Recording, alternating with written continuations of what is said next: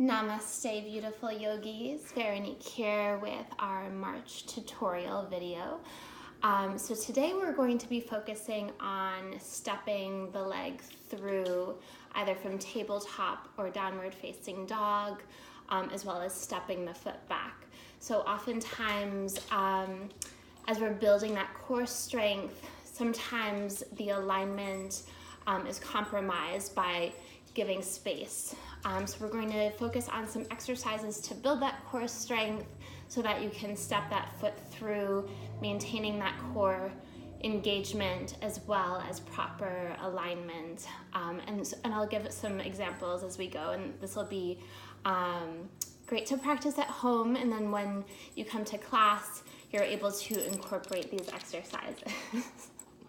Okay, so we'll start in tabletop position, and then if you have blocks at home or a books that you can have your hands on, that is ideal, and then that way we're able to raise the earth to you to be able to create more space to step the foot through. So you'll set yourself up in your proper alignment. So you're lining up wrist, elbow, shoulder, and then checking in that your fingers are spread really nice and wide, and then you're hugging the outside edges of your block with your thumb and your pinky fingers. And then check in, making sure that your knees are directly under your hips. And then we'll just warm up with a few cat-cows, inhaling, dropping the belly, gazing up. And then as you exhale, round through the spine, gaze to navel. Good, just 2 more rounds like that. Inhale. And exhale. Really articulating through every vertebra.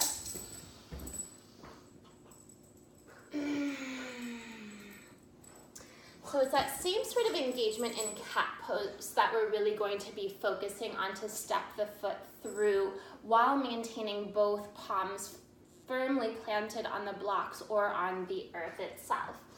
So thinking of the blocks as an extension of the earth.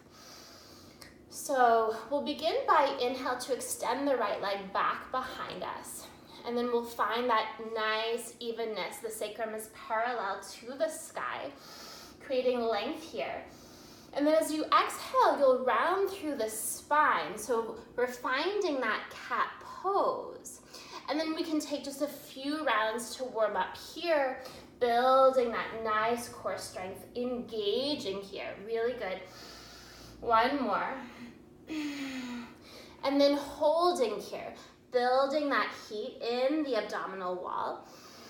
And then grounding both palms evenly, we'll step that foot through. So oftentimes, as we're building that strength, I often see sort of something like this, where someone wants to lift that hand up to create space.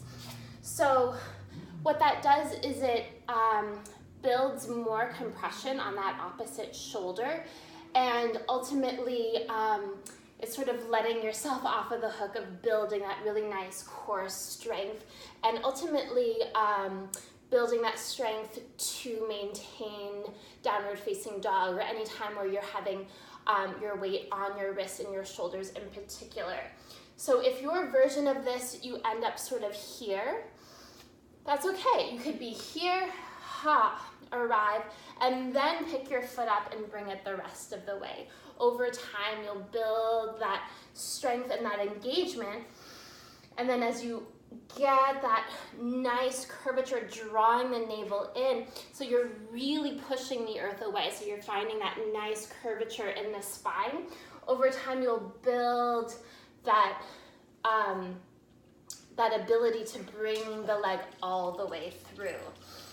And then to come back, it's that same kind of action. So we're wanting to be able to pick the foot up with control. So it's really about building mindful movement.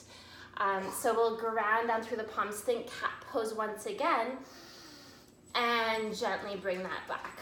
Good, and then you can take a child's pose in between sides, giving yourself a nice stretch. Good. And then I'm just going to show also what this looks like from downward facing dog, because oftentimes we're coming from downward facing dog, moving into maybe a low lunge, a high lunge, warrior one, something like that. So it's that same sort of engagement to bring the leg through. So you can practice either on the blocks or with your palms on the earth. And maybe you'll find that this is more accessible from this shape. So you'll arrive in your downward facing dog. And then you can inhale to raise your heels nice and high. So already you're lifting your hips as high as you can, gazing in between your thumbs. Then you can gently step your foot in between. And then inhale to lift and exhale to return down dog.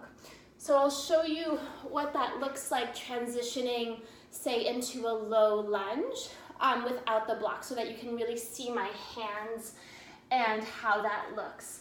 So connecting this together, is everyone still with me? We'll bring our hands onto the earth and then just try. Maybe you don't make it all the way, but it's a practice, right? So just try to breathe, try to focus on your intention of building strength, building flexibility, calming the mind. Good. We'll exhale, find our downward facing dog. Inhale to lift the hips nice and high, gazing in between the thumbs. And then we're bringing knee to chest and then stepping that foot through. Good. And then maybe lowering that back knee down. And then you can arrive into your low lunge, finding your expression with your arms. Good. Exhale to release. Tucking the back toes under, lift the back knee, push the earth away. So now comes that engagement once again, pushing the earth away, and then we lift that foot up and back, downward facing dog. Good.